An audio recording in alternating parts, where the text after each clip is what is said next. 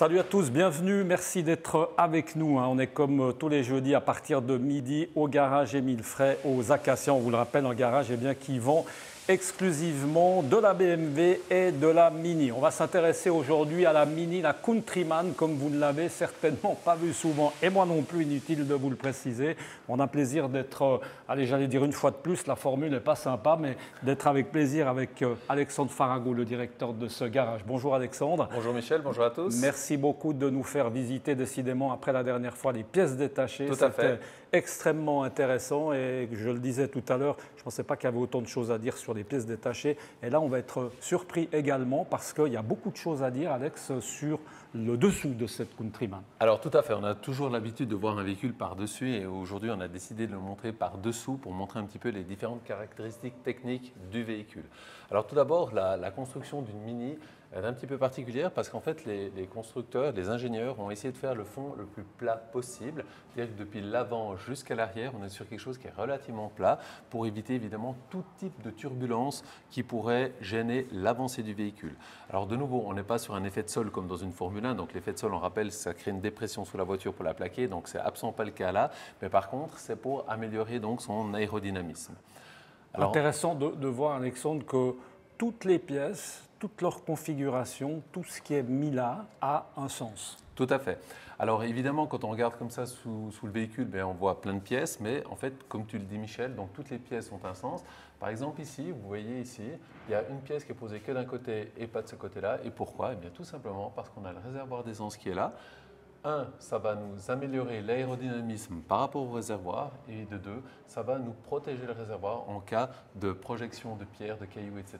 pour protéger vraiment le réservoir pour ne pas l'abîmer. Et alors comme on parle réservoir, Alexandre, ce réservoir s'il est placé ici, là aussi, il y a une belle raison, il y a une bonne raison. Alors tout à fait, donc pour des mesures de sécurité, en principe les réservoirs dans quasiment toutes les marques, pour une voiture moderne, il va être placé devant l'essieu arrière. Donc on rappelle que l'essieu arrière c'est cette partie ici, devant l'essieu arrière tout simplement pour qu'en cas d'accident, ce réservoir ne soit pas touché. C'est-à-dire qu'ici on va voir une zone de déformation jusqu'au réservoir pour éviter d'endommager le réservoir et d'avoir une fuite d'essence sur la route qui pourrait s'enflammer ou je ne sais quoi d'autre encore. Alexandre, on a parlé d'aérodynamisme, économie de carburant. L'aérodynamisme, on a un peu l'impression que ça touche en principe plutôt les voitures de sport, la Formule 1. Pas du tout. Il y a une raison d'être de ce aérodynamisme aussi chez Mini. Alors tout à fait, donc dans le type d'aérodynamisme, ce que le constructeur, respectivement les ingénieurs vont chercher, c'est de diminuer donc la consommation de carburant, respectivement les émanations de polluants. Et franchement, c'est du vrai. C'est pas un argument de vente, c'est un truc qui est vrai. Alors, pour vous dire que c'est vraiment vrai, c'est qu'en fait, nous, ce n'est pas un argument de vente où le conseiller de vente va commencer à expliquer. En fait, c'est vraiment dans la conception du véhicule, déjà, on va ôter le maximum de turbulence pour éviter le bruit à l'intérieur de l'habitacle, et de deux, diminuer cette fameuse consommation. Alors ici, sur la partie arrière, on voit également qu'on a des spoilers qui vont protéger les suspensions et dévier le flux d'air justement au niveau des suspensions pour justement également éviter donc une perte de turbulence. On va y remontrer, c'est ça. On voit ici ces fameux petits caches plastiques qui mais ne sont pas des caches. Ça, Alexandre, on a un peu du mal à penser que ça sert. Enfin, pardon, mais on a un peu du mal à penser que ça sert à quelque chose. Alors, ce qu'il faut savoir, c'est que tout le cumul des systèmes qui sont posés sous une voiture donc, vont s'additionner. Ceci va peut-être représenter… Oui, on perd ça, on n'économise pas 2 litres non, vous au 100. n'allez pas économiser 2 litres, mais simplement toute la technique qu'on va poser sous le véhicule va l'améliorer au fur et à mesure. Et on voit qu'ici, ça va nous améliorer l'aérodynamisme par rapport aux trous qui sont nécessaires pour mettre les suspensions.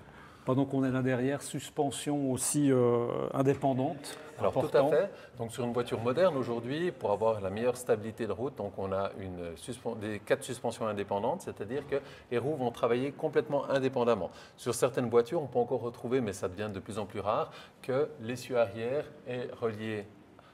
Les roues de l'essieu arrière sont reliées entre elles et ce qui va se passer lorsque vous allez passer dans un nid de poule, eh bien, une roue va descendre et elle va influencer sur l'autre roue. Sur un système comme ceci, donc, on a une meilleure stabilité parce que chaque roue va travailler donc indépendamment.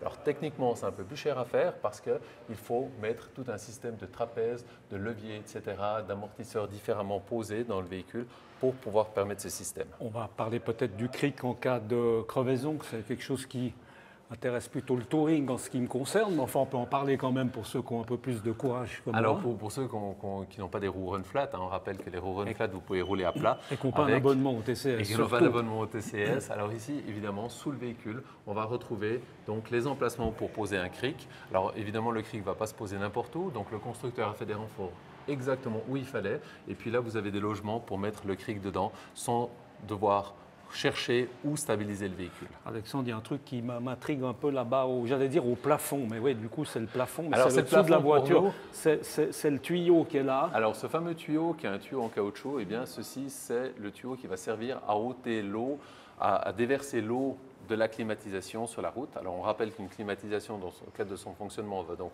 filtrer de l'air, on va la passer à travers un radiateur pour la refroidir, ça va condenser, faire des gouttes de vapeur, ces gouttes de vapeur vont tomber sur l'eau.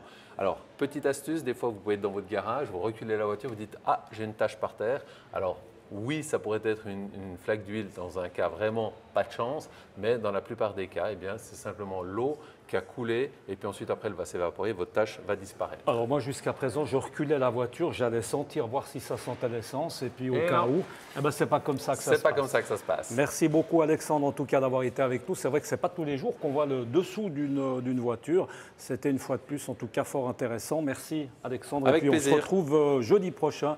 Vous en avez pris l'habitude et puis on vous rappelle, eh bien, vous pouvez nous consulter sur l'ensemble des réseaux sociaux, à savoir YouTube, Twitter, Facebook, bien évidemment. Vous y êtes déjà peut-être. Et puis notre site internet, c'est direct-news.info. À la semaine prochaine. Ciao.